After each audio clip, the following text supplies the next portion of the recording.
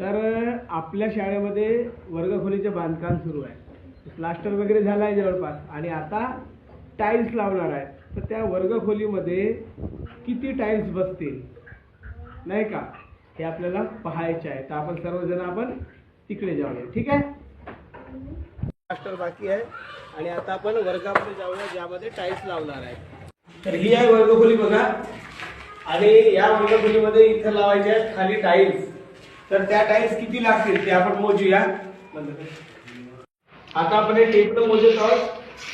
आयताकृती वर्गखोली आहे, ही आहे 16 फूट. तर ही इथपर्यंत 16 फूट आहे आणि हे आहे 4 फूट म्हणजे 16 आणि 4. तर आता जी आपण मोजली ती आयताकृती वर्गखोली आहे, 16 फूट रुंद आहे आणि 20 फूट लांब आहे. तर या तर आपण आलो आहोत ज्या टाईल्स लावणार आहे त्या टाईल्सकडे आलो आहोत. हे बघा 24 इंच आहे आणि लांबी सुद्धा 24 इंच आहे. म्हणजे तर आपण वर्गखोलीची लांबी रुंदी मोजली होती 20/16 आणि याचं टाईल्स मोजली आपण 2/2.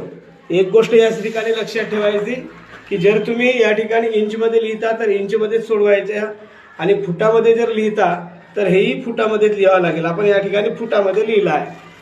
तर या ठिकाणी बघा 2 बेदाये 20 आणि बेआठी 16 म्हणजे 10 × 8 10 80.